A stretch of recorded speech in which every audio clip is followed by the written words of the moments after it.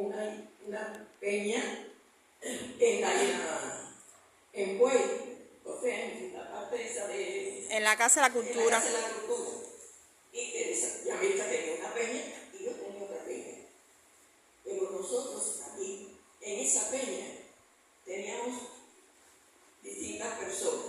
Y teníamos un niño, un jovencito de 18 años, que fue el que llevó la palabra a Yamilka. Y Yamilka, en una actividad que había, que eran de eso, de Cristo, le enseñó él lo que era el cristianismo. Y ahí fue donde Yamilka, después de eso, me lo suministró a mí. Y entonces, en mi casa, imagínense que nosotros no teníamos ninguna noción de lo que era eso, porque en mi casa se estaba haciendo, éramos que los domingos nos reuníamos unos cuantos y era espiritismo, lo que Dios nos decía espiritualmente. Y todo eso nosotros lo echamos en la basura. No permitimos que nada de eso nos llegara allá en mi casa. Revisamos toda la casa, todo lo que era de espiritismo y lo botamos. Y en nuestro corazón entró Jesucristo, Dios con su Hijo Jesucristo. Y entonces se pueden imaginar que allí donde menos se imaginaba nadie fue donde dimos los primeros pasos para entrar en el camino del Señor. Entonces, al otro día, ya a primera hora, fue para la iglesia y a primera hora, antes de empezar, nadie estaba a las 8 de la mañana en la puerta de la iglesia para oír la palabra del Señor. Y después eso me lo suministró a mí. Así que yo fui condescendiente con la palabra del Señor por medio de mi hija Yamilka. El que me predicó tenía 18 años, que podía ser mi hijo. Y en muy poco tiempo ese niño tuvo una hija espiritual y una nieta espiritual. Es lo que ella también quería decir. Lo que yo quería hacerle que era un jovencito de 18 años, le llevó la palabra a ella y ella me la llevó a mí. Así es, Dios. No importa la edad que tengan, pero pueden llevar la palabra de Dios a todo el mundo. Entonces, posteriormente, Yamilka me llevó a mí la palabra, lo que era la palabra del Señor, y leyéndome, me grabó en mi corazón que Dios dio a su unigénito Hijo, Jesucristo, para que todo aquel que en Él creyera no se perdiera, mas tuviera vida eterna. Porque Jesucristo es la verdad, el camino y la vida, y solamente por Él llegamos al Padre. Eso laceró mi corazón. Y la verdad es que yo, en cualquier lugar que llegaba, yo se lo planteaba. Si iba en la guagua, yo trataba después de alguna manera decirle a la persona que fuera a mi lado, bendecía a la niña o al niño que tuviera, y después le decía eso. Ese versículo me quedó en el alma y se lo comunicaba a otras personas también. Entonces, así sucesivamente, nosotros fuimos a distintos lugares, a distintos... Tu iglesia madre. Tu iglesia madre, pues allí... ¿Cuál es? La de la... ¿Cómo se llama? La del Capri. La del Capri. ¿Dónde está el pastor? Allí no había en ese momento pastor, sino que la misionera que estaba... Zuleim y Agioli. Y Agioli eran las dos que estaban frente a la iglesia. Y ellas nos dieron, o sea, allí Dios recibía el discipulado. Y aunque no había pastor, pero había una hermana que me dio el discipulado por el cual yo me convertí. Entonces, dentro de ese trabajo que se fue haciendo, fui a una iglesia que es en Vieja Linda. En Vieja Linda. Y en aquella iglesia que había en Vieja Linda, vino una misionera de Oriente. Y allí nos suministró tremendos testimonios. Un testimonio que nos llegó a todos el alma. Y se convirtieron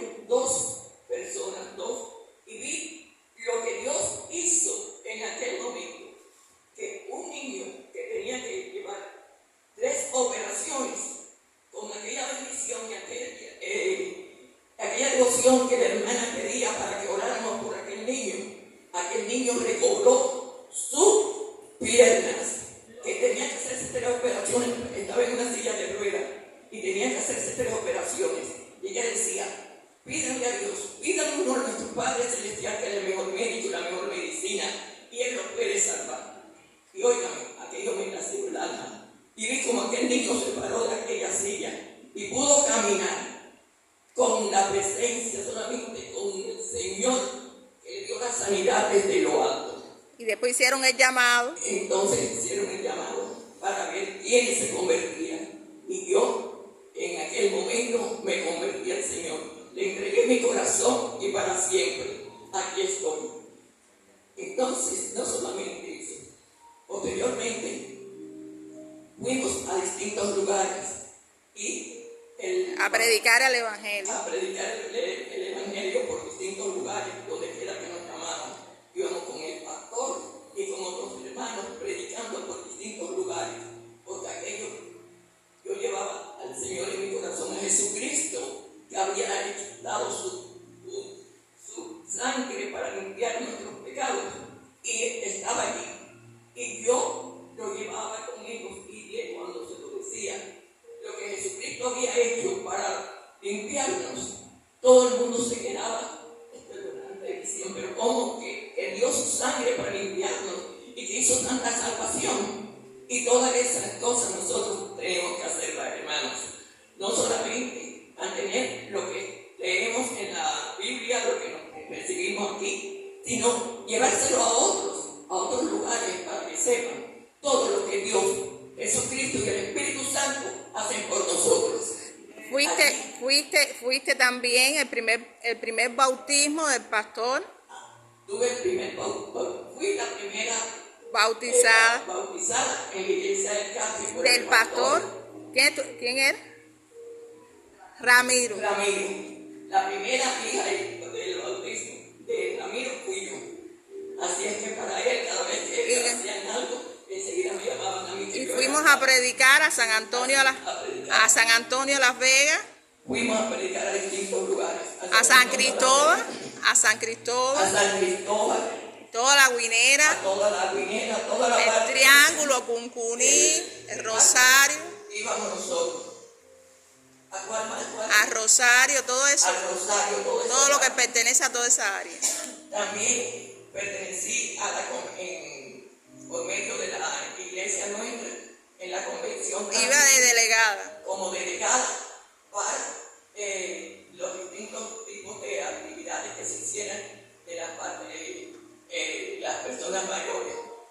También estuve allí. Y después pasaste a la iglesia de Santiago de Las Vegas. Pasé a la iglesia de Santiago de Las Vegas, donde salíamos a predicar con el pastor. ¿Con quién tú salías a predicar? Yo salía con el pastor Calé a predicar en todo Santiago de Las Vegas y también a Rincón. Y entonces toda esa parte nosotros caminábamos y llevábamos Biblia, llevábamos distintos testamentos, y para que así le lleváramos a todo el pueblo la palabra del Señor. También después fuimos a distintos lugares. Empezamos a ir fuimos a la Concepción, a San Agustín, a predicar. También, ¿verdad? A la convención y a San Agustín. Y entonces, con el pastor Douglas. Y la misionera Yuri. Yuri. Y otros fuimos también en ese. Yo no sé si ustedes han ido desde Santiago de Las Vegas hasta donde vive Yuri. Es la Concepción. Que es bien lejos. Y íbamos La Lisa. Por todo ese camino distante, a pie, bajo el sol y todo, y a veces nos cogía el aguacero también, y continuábamos circulando y llevando la palabra del Señor por todos aquellos campos. Y después el Señor te llamó ¿para dónde? Para la mulata. ¿Para dónde? Para la mulata. Después fue el llamado, vaya maravilloso. Estábamos en la convención y allí, cuando estaban oyendo todos todo lo que se pasaba cuando Dios no quiere hacer un llamado y cuando quiere que nosotros lo aceptemos, ese llamado que Él no está haciendo, por difícil que sea. Y llamaron en 2 o 3 ocasiones a Yamecha por teléfono, estábamos allí, no podíamos salir, pero insistieron tanto, y entonces nos llamaban, la llamaron a ella, para, ¿cuándo tú vas a venir para acá? Porque habíamos ido a la mulata en varias ocasiones anteriores, pero había ido con mi bisnieto, también había ido Yamecha con mi bisnieto, los 3 habíamos ido juntos allá y habíamos hecho distintas verificaciones. ¿Qué llevamos cuando íbamos? La mulata, habla de la mulata, ¿de dónde era? Porque la gente dice la mulata. Bueno, La Mulata es un pueblo que queda en Pinar del Río. La mulata es un pueblo que queda en Pinar del Río. Que es el primer pueblecito de Pinar del Río por la costa norte, después que pasas Bahía Honda, porque Bahía Honda pertenece a Artemisa, ya después comienza Pinar del Río, y hay una división.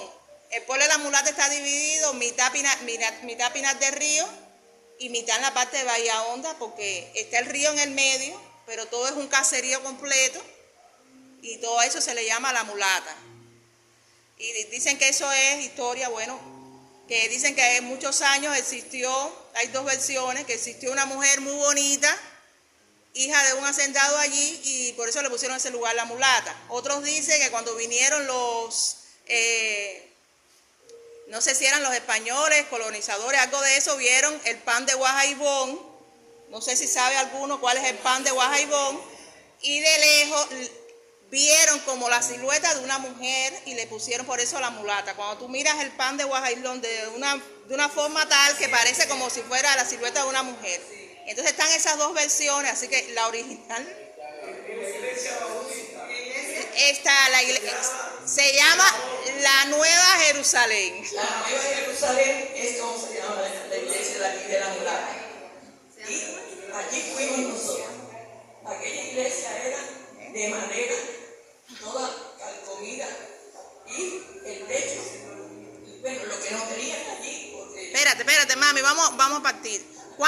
¿Qué edad tú tenías cuando tú aceptaste el llamado de Dios de ir a La Mulata y dejar tus comodidades aquí en La Habana? 71 años. 81 años. 81 años tenía cuando ella aceptó el llamado. El llamado llega a La Mulata. Y sí, 81. No, mi amor. La Mulata fue 81. Después de los años que han pasado. Tú crees que han pasado más, pero fue 81 años. Fue en el 2015, 2016. Entonces, estuvimos en 15 días, preparamos todo, después que recibimos el llamado en la convención de parte de Dios. Ella aceptó enseguida, dijo, sí, vamos, si el Señor nos quiere allá. Nos fuimos. Tuvimos que cerrar las 2 casas, mi casa de Santiago de Las Vegas y el apartamento de ella de aquí de Puey.